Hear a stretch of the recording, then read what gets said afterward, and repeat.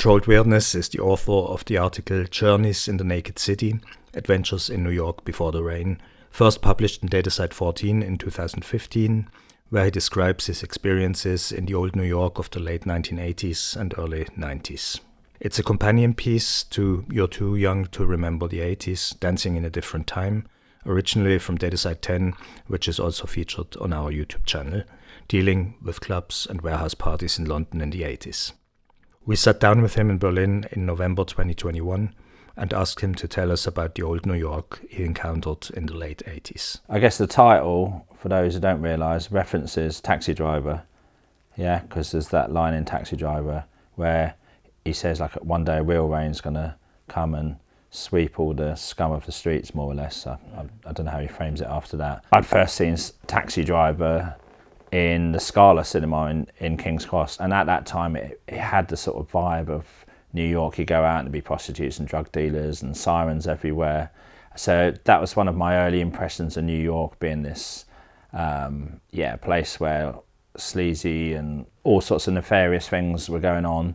At the same time, I had this impression in New York from being into hip-hop and hearing about all these areas. And I remember when we first drove in from the airport into New York, seeing signs for the Bronx and Brooklyn and Queens.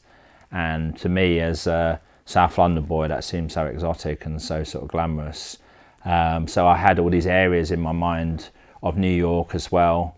And I guess another part of that was the downtown arty scene of New York. And I was into Andy Warhol as a teenager and all that sort of scene from like Factory, Velvet Underground and weird arty scene in New York I was fascinated by. So I guess I had all these different images of New York being this home of like hip hop, home of this weird sort of art scene, home of like, mad drug dealers, decaying buildings. And I remember actually on the way from the airport, we stopped in the Bronx and to ask directions, which is always like the setting for like a bad sort of horror sort of gangster film in the early 80s. But no one at the garage spoke English, they only spoke Spanish, which was quite an eye-opener as well. But anyway, so yeah, we drove into New York. You know, my initial place I was staying at was at NYU. A friend of mine who I knew in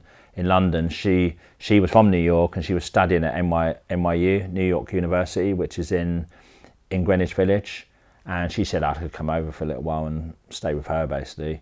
So we arrived in Greenwich Village, left my bags there, walked down the street, went to a few coffee bars and a few bars, just hanging out. And in one way, it was straight into the Greenwich Village sort of vibe, straight into, if you like, into the New York that I sort of, I guess, had imagined. I mean, it's a thing a lot of people talk about the first time they go to New York, seeing the actual steam coming up from the streets, which you think, like, we talked about Taxi Driver, you think it's like some myth sort of thing, but that actually happens. And yeah, just the noise of the sirens and the bustle, and yeah, I instantly felt like I was in this. What I'd imagined wasn't actually wrong. I was actually right into what I'd imagined of it, if you like. It was pretty much straight into that, which I wasn't disappointed in straight away.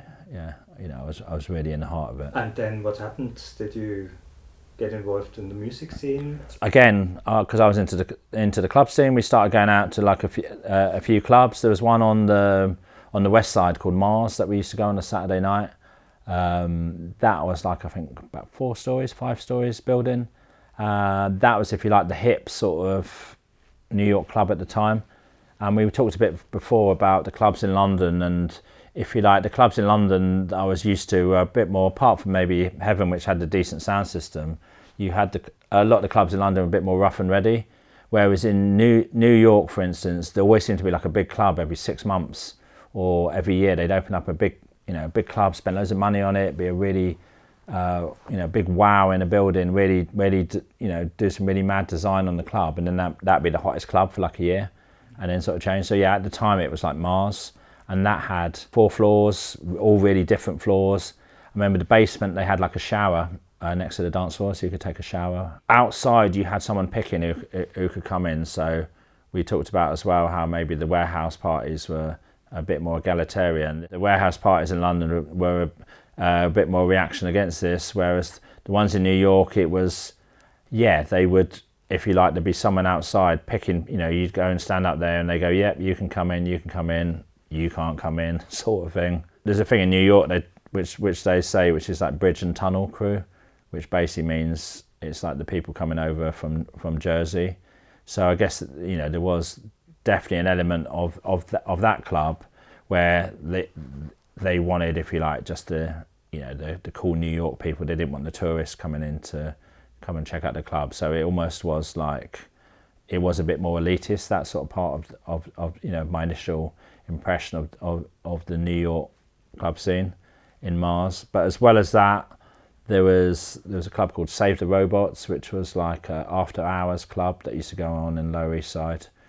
That was the one that you go to after all the other parties are finished. That had opened about 6, 7 in the morning, something like that. And also at the same time, there were actually some random warehouse parties that ended up going around the Lower East Side, and they were run. They were to do with Keith Haring. They were Keith Haring parties. I think they were called $1 Million parties. They'd have his art up all over the place, and they'd go on all night, and people like Todd Terry would play at them. So there was them sort of clubs going on as well, and you still had the old school Lower East Side vibe. CBGB's was there, so I'd go to CBGB's occasionally to see a band and stuff like that.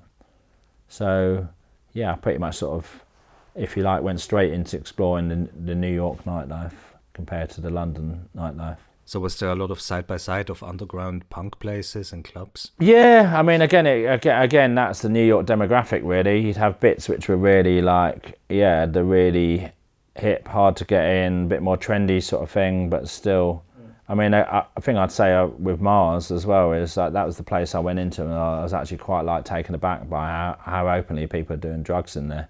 When I was in London, that was a very hidden thing, and in a way, when I was in New York, it was '88, so you definitely wouldn't see that blatantly in London nightclubs, where obviously in the New York clubs, people would be like doing drugs blatantly, openly, and I was quite like, oh wow, this is this is different. But you'd have a mix. You'd have that sort of scene. You would have the punky sort of places as well. The CBGB's. There's also a place called the Lizmar Lounge, which I used to go, which was down in Alphabet City, on the Lower East Side. Most of the bar staff were transsexuals there. That was definitely a bit more hardcore drug area. That was an area that G.G. Allen used to play a lot, down at the Lizmar Lounge. That was the place that he was meant to do his Halloween concert, where he was going to basically kill himself and members of the audience at the end of the gig. But that didn't happen. But unfortunately, fortunately or maybe fortunately, I never saw G.G. Allen play live. I think he was actually in jail at the time that I was there. Mentioned the Wawa Hut. Yeah, I believe that was on the corner of Tompkins Square. Like a friend of mine lived on Tompkins Square, one of the squares down in the Lower East Side. And that was on the corner, kind of like loads of Egyptian murals and stuff like that on the wall. But Tompkins Square is where a lot of the homeless used to actually set up, basically used to live really, or sleep in the park. And there was, I think it happened about a year before, maybe a couple of years before, I can't tell you the exact date, but the police tried to move them on, and there was a mass riot in Tompkins Square where they fought the police, and they... and if you go down there now, it's radically different to Tompkins Square. I mean, this is kind of the thing about the article that I discuss, is how when I went, it was kind of dirty and sleazy, and I'm not saying that was any better, but it was kind of lawless, and if you like, there was a lot of these different groups, all being side by side in that area in New York. Whereas when I went there many years later, that had definitely been cleaned away, the rain had come and flushed it, maybe down the sewer, I'm not sure where. I was there first time in 1990, and Times Square was still full of sleazy porno cinemas and sex shops and stuff, and that definitely by the late 90s that had already changed radically, and same with Lower East Side, and I hadn't even seen it in the 80s. So stories of, crazy holes in the wall kind of like drug supply or something. Well, I do remember that, and yeah, I got a job working in this health food store on the corner of 9th Avenue and 42nd Street, which is right near, a couple of blocks down from Times Square. It's right next to where the Port Authority building is, which is one of the major hubs of transport going into New York. It's where a lot of the buses come in, a lot of coaches. And if you like, I guess it is it's the New York version of King's Cross, as we were talking about King's Cross. But and if you've ever seen the film Bad Lieutenant, like the end of Bad Lieutenant, where he packs the two drug dealers, rapists off on the bus, that's at the Port Authority building where he sends them off. But that was an area that I'd arrive in every morning. I was down in Lower East, down in Washington Square, mostly NYU, Greenwich Village. I'd come up, and then I was working, like as I said, corner 42nd Street, 9th Avenue in the health food store. But it was still, the block up was one of the major drug dealing spots in New York, and they reckon like $1 million a day of business would be done on the street corners. And just walking up and down the streets, the porno theatres were all there. There were people, again, just blatantly shouting out drugs. It was like drug market, blatantly shouting out as you walk past, selling weapons on the street. It was a pretty hardcore environment. And again, there's a certain, you pretty much learnt straight away as someone living in that environment that you had to have adopt a certain New York attitude, that you had to look like, if someone fucked with you, you would fuck with them. There's a certain hardness, I guess, that you had to adopt. It was exactly like the bit in Taxi Driver where Jodie Foster is working and Harvey Keitel's a pimp. It was like being in the middle of that sort of movie scene for me. And every day I'd almost walk the gauntlet of that. Obviously, as a man, maybe it's a lot easier. But yeah, it was just loud and all sorts of madness going on everywhere. Walking down the block from Port Authority to the health food store, there's always be maniacs on the street, and it's really noisy. And you almost had to just be aware of your surroundings at all points. And now that's totally gone. Now that's totally gone, which again, I'm not trying to mythologize it, saying it was a really beautiful sort of scene, because it wasn't, but that really has all been swept off the streets, that old part of New York. There was still some of the video game parlours there, and there's a lot of people talk about the early Electro stuff, as in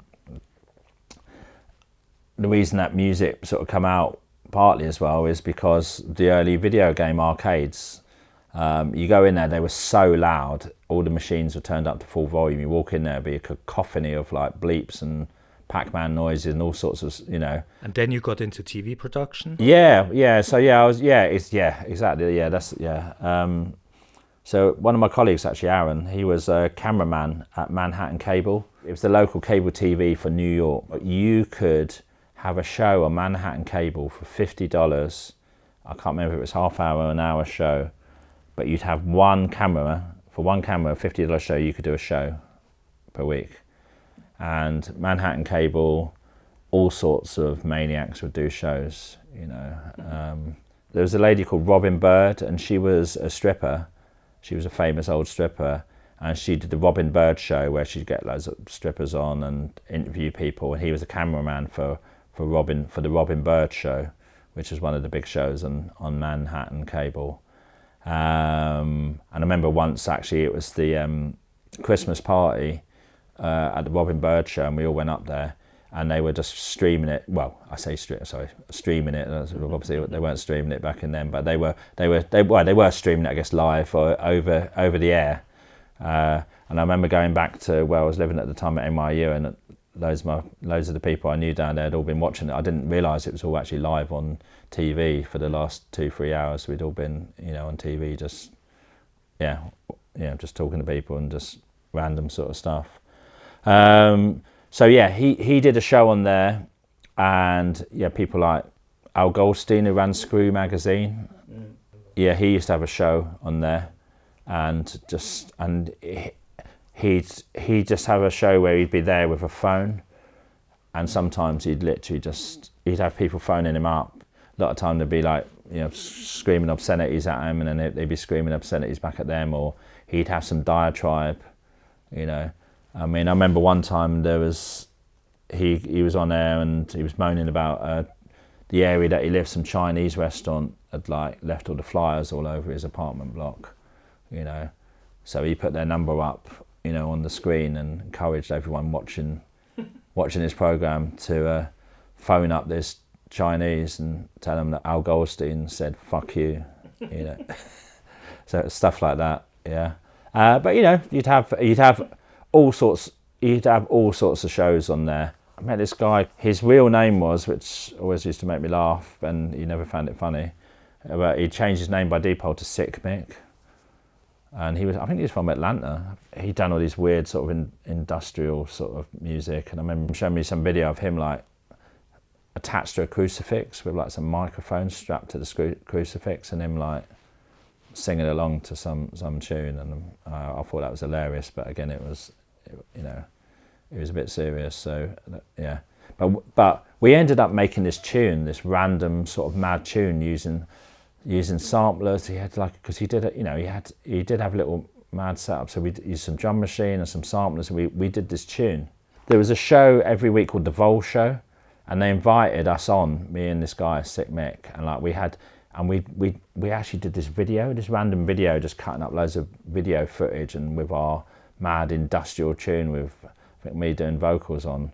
And for the whole show we had people phoning us up trying to give us a name for our group and stuff like that. And somewhere there was a video of me and Sick Mick on the Vol Show, and I'd have all these mad people phoning up trying to do English accents, and you know, giving us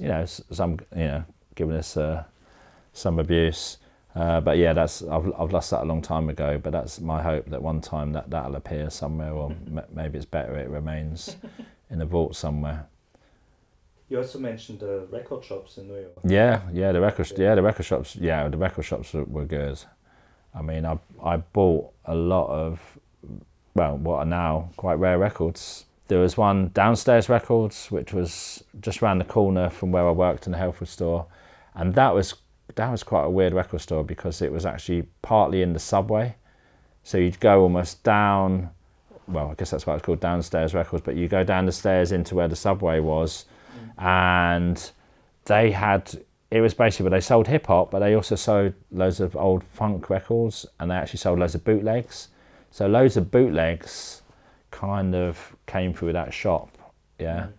But there was this guy called Lenny who used to work there, and there's a whole series of records called Ultimate Breaks and Beats, which I don't know if yeah. Well, basically they compiled, if you like, all the rare, no, some not so rare, but basically all the tunes on these compilation albums that had the breakbeats on them, you know. So, and they came out of Downstairs Records, and I think it was the guy again, this may be something. He also did a series called Octopus Breaks, which might have been before the Ultimate Breaks and Beats, but a lot of that stuff come out of the Downstairs Records. So if you like, that was where, yeah, some of them classic breakbeat records started coming out on these compilations. So you could find that sort of stuff in there. That was an amazing shop for that, as well as what you'd find in New York is I got loads of old rare funk and soul records that'd be still sealed, and they'd be like $6 sealed from 1974. You know, luckily you could still find that sort of stuff there. I'd find lots of old early hip hop and early electro records, and they'd all be priced up, and they'd have really rare records, $2 written on it. You know, I'd pick up a lot of stuff there. Another one I used to go to was called Vinyl Mania, which was down on Carmine Street in the West Village, and I got loads of house records there. I got loads of early and later house records there. But that was round the corner from Paradise Garage, and apparently that was the one that basically a lot of the punters after Paradise Garage would go in and would buy all the, the records that they heard, or if they were out at that point that Larry Levan had played the night before. So yeah, it was a gold mine for records. No. You mentioned the Paradise Garage. Well, maybe talk a little bit about that. Mm-hmm. Yeah, because I met this. Basically, I went on a date with this girl, and we ended up going down this club down. Well, it was a bit more downtown, and I remember we walked up the ramp into the club, and it was like you went into the first room, and it was a Friday night. I think we were in there about midnight. It wasn't that busy actually, but there was all blue lights everywhere, and the sound system was pretty good. We stayed for a few hours. I wasn't there all night, but a few years later, I saw the documentary, and it was about Larry Levan and the Paradise Garage, and it was exactly where I'd been. Up the ramp. They showed the room with the blue lights, which is what I really remembered. I mean, and this was kind of, I was there, if you like, just as it was. I think it almost closed.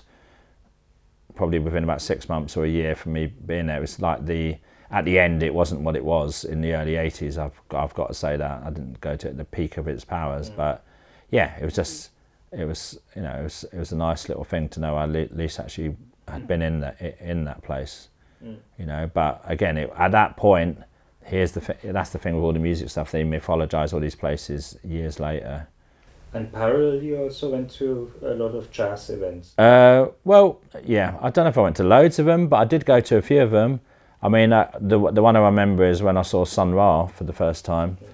So a friend of mine there, he said to me, "Oh yeah, do you want to go and see this guy down Village Vanguard on I think it was like rainy Tuesday, Wednesday night? Sun Ra." I'd never heard of Sun Ra. It was '88. I never heard of Sun Ra. So yeah, we went down there. And I mean, we got down there quite early actually. I think the band was still just setting up. I think one of the guys was on the phone as we come in. But basically, there was virtually no one there. There was hardly anyone there. It's a tiny little place, the Village Vanguard. It's a classic basement jazz club, but very legendary venue. There's some classic albums. John Coltrane did live from the Village Vanguard. So loads of, if you like, the proper legendary jazz people had sort of played there. It was one of the foundation venues of jazz. But yeah, we went down Sun Ra, and actually I remember, as I said, we got down there quite early, and I wanted to go to the bathroom, and quite a small venue, and I actually squeeze past a semi-naked Sun Ra getting into his full Egyptian outfit. So I could use the bathroom. I had to apologise and squeeze past him, and yeah. But yeah, they came on. I think it was 17-piece orchestra, tiny little venue.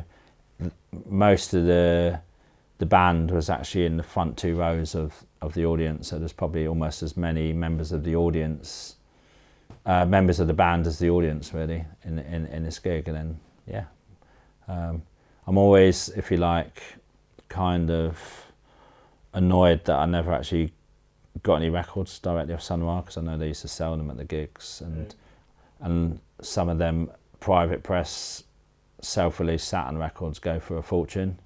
So yeah, I wish I'd asked him for them.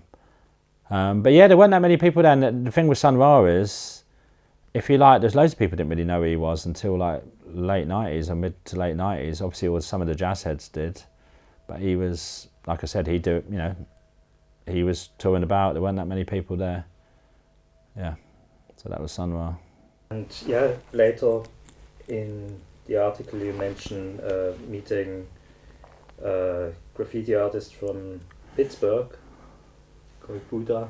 I kind of didn't really go to New York with a plan. I just went there, I'll just see what happens. And I ended up more or less staying at NYU off and on for 6 months. You could sign in, I think it was like a 5-day pass for a guest to stay. And pretty much I used to do that pass like every 5 days. And like, you know, it's a sort of thing you probably definitely would not get away with now. But I was sharing with 4 girls in this dorm block at NYU, which was kind of, you know, it was kind of cool thing as well. But next door, and yeah, after a while actually, the main security, and they just thought I was a student, and they was just to let me in all the time. But next door was this guy called Joel, aka Deadly Buddha, and as you say, he was graffiti artist. He's from Pittsburgh, and he'd done stuff. His pieces had been in Subway Art, which is a big sort of book on early graffiti by Henry Chalfont. And yeah, so yeah, I met Joel, got on with him.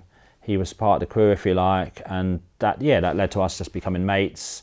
And a couple of years later, he invited, well, about a year or so later, he came over to London to visit me to check out some acid house stuff, because he's heard about all the acid house stuff going on. And then a couple of years later, he invited me over to Pittsburgh to do like the first ever rave party in that area. But you know, that's another story. But yeah, so yeah, I met Joel Deadly Buddha in New York, and I became friends with him through just the serendipity of just living in the. He was the next door neighbour, if you like. The period we're talking about is 88, 89. Have you been back since then? Yeah, I wrote that article. I mean, I actually went back in, I think it was 2007, I believe it was, and I actually went back with my mum, funny enough, before she died, like, because she was a massive jazz head, and she'd never been to New York. And so she was like, oh, Neil, I really want to go to New York. Do you want to go? I'll pay for your flight and, you know, and a hotel if you want to go to New York for a week. So I was like, okay, that sounds good. So yeah, so I went back to New York, and I think I'd been there in the early 90s again. I'd popped back a couple of times, but this is the first proper time really. So yeah, so yeah, part of it was definitely, I wanted to go back and revisit some of my old haunts, and you know, and see where all the places were.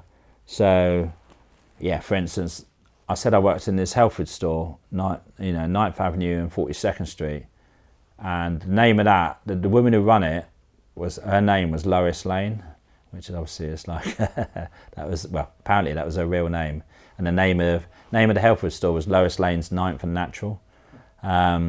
But yeah, that had long gone, and that was a Dunkin' Donuts now. That was a Dunkin' Donuts. If you like, all the bit down from 42nd Street, Times Square, where all the porno cinemas were, where all the drug dealers were, where all the prostitutes were, where the people selling you weapons, where all the police used to just walk about, just mostly ignoring all this, it had been totally tidied up and cleaned up. Giuliani had really, you know, since the mid-90s, really cleaned it up.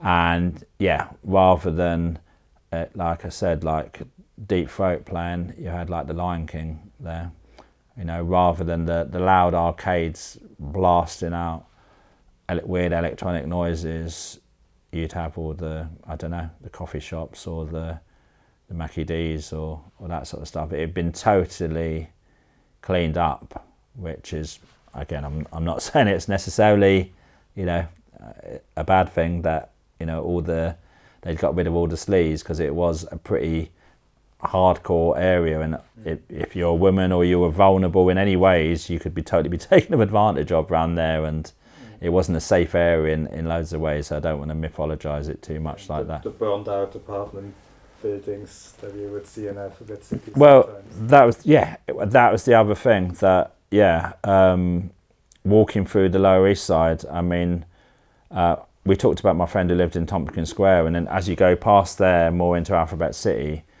there was roads where literally the buildings were just desolate and they'd been burnt out, and there was bits where it was just wasteland because rival drug gangs had burnt down all the buildings.